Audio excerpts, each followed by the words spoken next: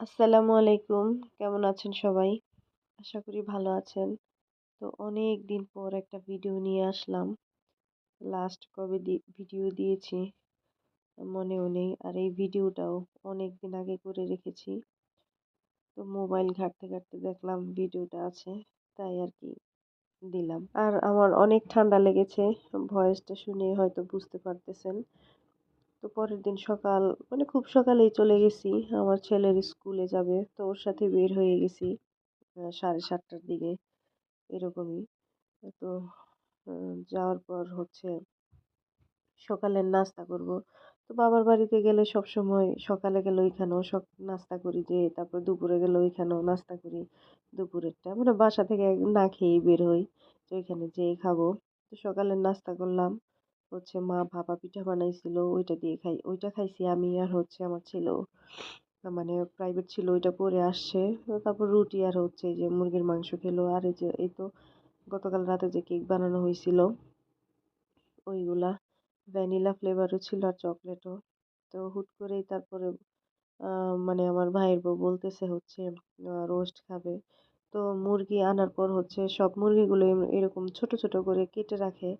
তা আমাদের বাড়িতে আর কি মুরগির ব্রয়লারটা অত খাওয়া হয় না। তো যদিও আনা হয় একটু আর কি ভেজে খায়, তারপর হচ্ছে ছোট ছোট পিস করে একদম ভুনা করে খায় কষিয়ে।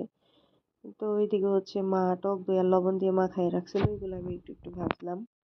আর এইদিকে এই যে আমার ছেলে, তারপর হচ্ছে কাকাতো ভাই, সুন্দর রোদ আছে এখানে খেলতেছে। তো আসলে ছেলে মেয়ে বাসায় ততটা খেলতে পারে না, নানু বাড়ি গেলে একটু খেলাধুলা করে দৌড়াদৌড়ি করে। তো এদিকে আমি মুরগির মাংসগুলো আর কি ভাজা হয়েছে, তারপর আমি অনেকগুলা আর কি পেঁয়াজ বেরেস্তা করে নিচ্ছি, রোস্টে দিব, তারপর হচ্ছে পোলাও রান্না করবো এখানে দিব। তো এইদিকে হচ্ছে আমি সব ধরনের মশলা, বাদাম বাটা, এগুলো দিয়ে হচ্ছে আমি একবারেই আর কি কষাবো। তো কি কি দিয়েছি সেটা পরবর্তী কোনো ভিডিওতে ইনশাল্লাহ দেখাবো। তো বেরেস্তাও দিয়ে দিলাম।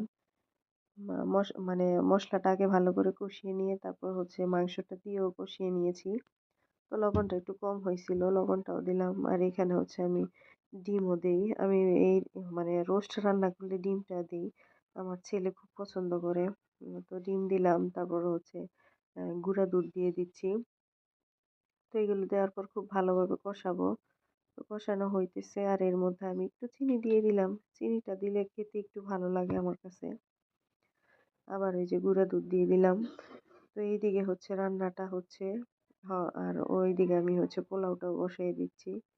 আহ বেরেস্তা দিলাম, তারপর হচ্ছে কাঁচামরিচ আর গুঁড়া দুধ দিয়ে দিলাম, আর যা যা মশলা লাগে পোলাও রান্না করতে সব কিছুই দিছি। তো রাইস কুকারে বসিয়ে দিয়েছি। আমাদের এদিকে গ্যাসের প্রচুর প্রবলেম, মানে গ্যাস এক কথায় থাকে না। আর এই তো তরকারিটাও একদম হয়ে গেছে। রোস্ট একটু গ্রেভিটা একটু ঘনই হয়েছে। তো গ্রেভিটাই সবাই পছন্দ করে।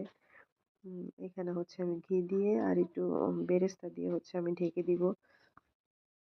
তো আসলে ভিডিও করার কথা মনেই থাকে না, ভুলে যাই। এইদিকে পোলাওটাও প্রায় হয়ে গেছে।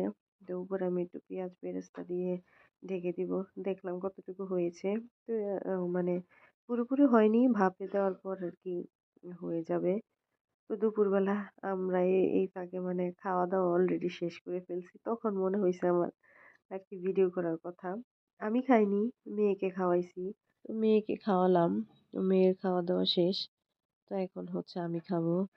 আহ, খাওয়ার পর হচ্ছে একটু পিঠা বানাবো। তো শীতের পিঠা বলতে কথা। তো এইদিকে আজকে বানাবো হচ্ছে সেউই পিঠা।